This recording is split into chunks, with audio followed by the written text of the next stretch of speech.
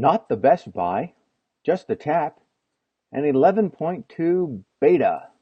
Hi, I'm Rob Anspach from Anspach Media, and welcome to episode 169 of What's Trending. If you're just tuning in, what I do is I take some of the trending subjects appearing on Facebook, and I give you my spin, my thoughts, my opinions on them.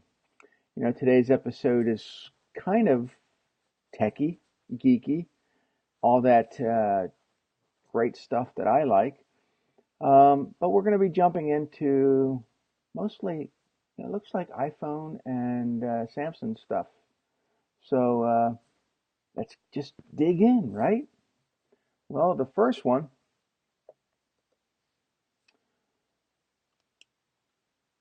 Best Buy gives up. Yep, they dropped their pricier iPhone X models.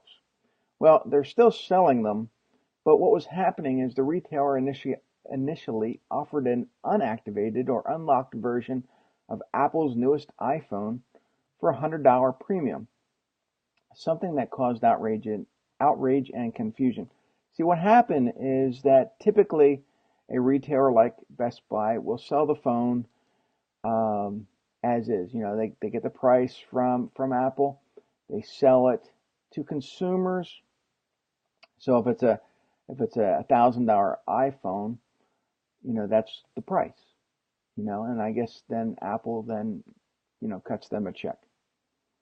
Well, Best Buy was selling these unactivated or unlocked phones for $100 over the price. So people that, broke a phone, don't have a warranty, or wanted to get another phone could buy these.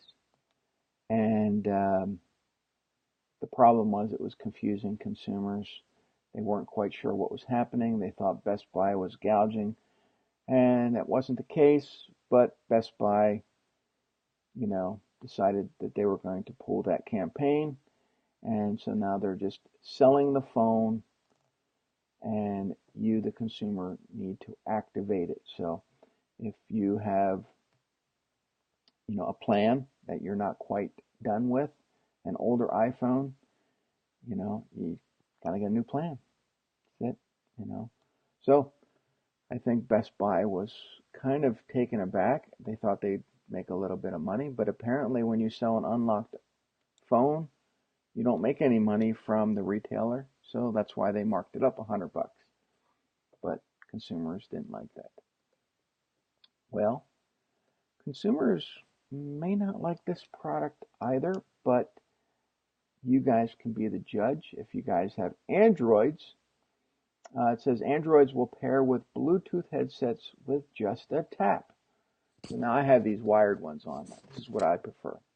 But it says that there's no more fussing with these settings, and it's a way to connect headphones with speakers without fiddling with the settings. It's more geared to wireless headsets, so you just tap them and they automatically connect. I guess that's fine and dandy, but I don't want the Bluetooth signal going through my brain, and that's why I like the corded ones.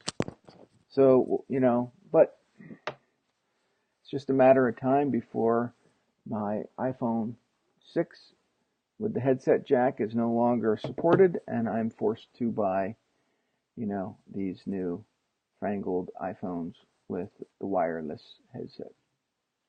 So, but with the Androids, they're going the same way. Everything's going wireless. So just a tap and they'll get activated. My luck, I tap it and I lose the dang thing. So I think I'll wait. But you guys, if you guys have one and you want to comment, I would love to know your answer. Graphics. Still haven't fixed that. 169 episodes and I'm still having problems with these graphics.